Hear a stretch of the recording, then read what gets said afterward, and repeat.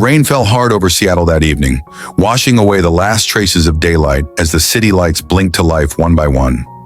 Inside a small, cozy restaurant tucked between glass towers, a man named Ethan Cole sat quietly at a corner table, stirring his coffee as if he was trying to find answers in its dark swirl. He was a single dad, 34, strong yet tired, a man who carried both success and sorrow in equal measure. His young daughter, Lily, was home with his sister tonight. Ethan hadn't been on a date in 4 years, not since his wife's passing. He wasn't looking for love anymore, but something, maybe fate or maybe loneliness, had pushed him to accept a blind date set up by a friend. He didn't expect much. He certainly didn't expect what was about to walk through that door. If you believe in kindness, in second chances, and in the power of seeing beauty where others don't, please like, share, and subscribe to the channel. It helps more hearts find stories that heal. When the restaurant door opened, all eyes turned toward the woman standing there. Her clothes were old and torn, her beige dress stained from what looked like mud or maybe paint. Her hair, though blonde and beautiful beneath the flickering chandelier light, was tied back loosely as if she'd rushed just to make it on time.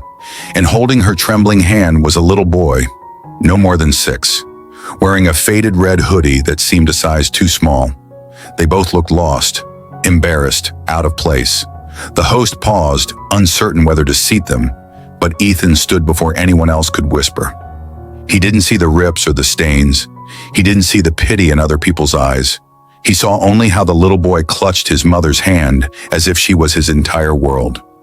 He saw the faint bruise on her wrist, half hidden under her sleeve. He saw exhaustion in her eyes that no makeup could hide, and for some reason he felt something deep move inside his chest. The same protective instinct he once felt when his daughter cried for her mother in the dark. Her name was Grace Harper. She apologized before she even sat down. Her voice was soft but shaken, explaining that she had just come from her second job, cleaning a small motel, and that she didn't have time to change. She said her babysitter canceled last minute and she couldn't leave her son Noah alone. She looked ready to leave, to disappear before he could judge her. But Ethan smiled and said, "It's okay. I'm glad you both came." For the first time that night, Grace looked up and met a pair of eyes that didn't pity her, didn't scan her torn dress, but simply saw her. The waiter hesitated when Ethan asked for a children's menu, but Grace tried to refuse. "It's fine," she whispered. "We're not here to—" But Ethan interrupted gently, ordering extra fries and hot chocolate for Noah anyway. He didn't do it to impress her. He did it because he remembered being that child once, sitting quietly at a restaurant his father couldn't afford, pretending he wasn't hungry. As they ate, Grace told fragments of her story, how she once worked as a teacher's assistant before her husband left, taking every dollar and leaving her with a newborn and unpaid rent.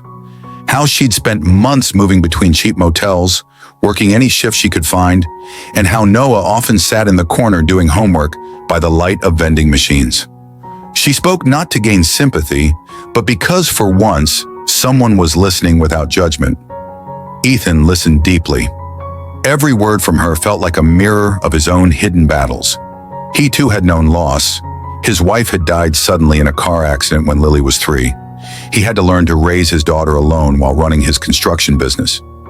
He knew what it meant to be strong for someone small who didn't understand why the world had suddenly grown so cruel. And maybe that's why, as the night went on, something beautiful began to grow between them. Not romantic sparks, not yet, but something pure. Recognition, understanding. When Grace went to pay for her share, Ethan gently pushed the bill aside. "It's on me," he said, smiling. She refused, insisting she didn't want charity, but he replied softly, "It's not charity. It's dinner with someone I'm glad I met." Her eyes watered and she looked down, gripping Noah's hand tighter. Outside, the rain had stopped.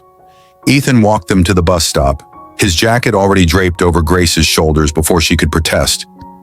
Noah, half asleep, leaned against her leg. When the bus arrived, Ethan bent down and helped Noah climb the steps. Grace turned, her lips trembling as she whispered, "Thank you for tonight."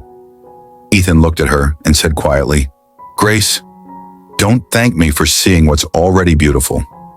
That night, Ethan couldn't sleep. He kept thinking about Grace's tired smile, about Noah's shy laughter when he dropped a fry, and Ethan called it 5-second rule fries. He thought about how they fit together. A woman who had lost everything yet refused to give up, and a man who had everything yet still felt empty. Days turned into weeks, and Ethan found himself driving past the motel where Grace worked, always hoping to see her, though he never admitted it to himself. Then one afternoon he did. Standing outside in the drizzle, holding a mop, her son sitting on a small stool doing homework. She looked exhausted, but when Noah saw Ethan's truck and waved, her face lit up. That one smile felt like sunlight breaking through a storm. Ethan offered them a ride home that day. Grace hesitated, but Noah tugged her sleeve, begging to go. They talked on the way, about school, about Lily, about how hard it was to start over. By the time they reached their small apartment, Ethan had already decided he wanted to help, not out of pity, but because something inside told him that maybe helping them would help heal him too. He started stopping by more often, sometimes with groceries, sometimes just to see how they were doing. Lily and Noah quickly became friends. Two children from different worlds who didn't care about the difference. Grace began to smile more, laugh more. The worn-out woman who once walked into that restaurant now had color in her cheeks again. One Sunday, Ethan invited them to a park picnic. Grace tried to dress nicely, wearing a simple blue dress she'd found at a thrift store. She apologized again for not being fancy, but Ethan looked at her in awe and said, "Grace, you look perfect." They sat under the shade of a maple tree as the kids played nearby, and for a long moment, everything felt right, as if life had paused to let them breathe.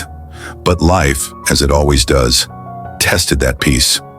One evening, when Grace returned home from work, she found her landlord waiting with an eviction notice. He had sold the building, and she had 2 weeks to leave. Panic flooded her eyes as she looked around the small apartment that had been her only safe space. That night, when Ethan visited, he found her crying quietly, packing Noah's books into a box. She tried to smile through her tears, saying, "We'll figure it out." "We always do." But Ethan saw the fear she tried to hide. He took a deep breath, then said the words he'd been afraid to say, "Grace, you and Noah can stay with me and Lily. At least until you find something new." Grace froze. "I can't do that," she whispered. "People will talk. And I don't want to be a burden." Ethan stepped closer, gently lifting her chin so she'd look at him. "Grace, sometimes the hardest thing is accepting that someone truly cares." That night, for the first time in years, Grace prayed not just for survival, but for gratitude. Moving in with Ethan changed everything. Mornings filled with the sound of two kids laughing, pancakes on Sundays, and soft music echoing through the kitchen. Grace began helping with Lily's school projects, and Ethan found himself coming home earlier than usual, just to see her smile when she opened the door. Slowly, their hearts began to heal. Together.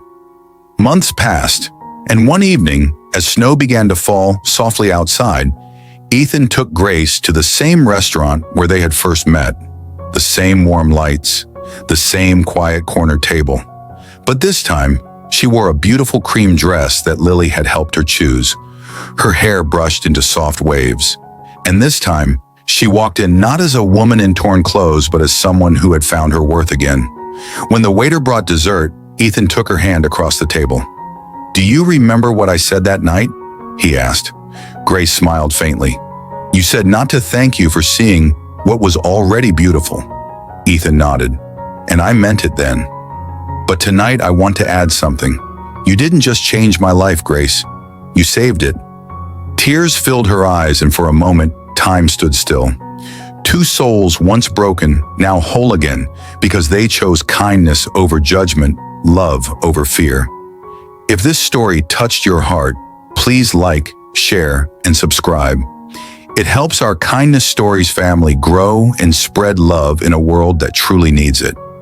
Before you go, tell us in the comments, would you have seen the beauty too if you were in Ethan's place? As Grace and Ethan walked out that night, their children running ahead through the softly falling snow, people in the restaurant turned to look again, just as they had the first time. But now they didn't see a beggar and a businessman. They saw a family, built not by wealth, but by compassion, faith, and the courage to love again. And sometimes that's all it takes. One person who looks past the torn clothes and sees the most beautiful heart beneath.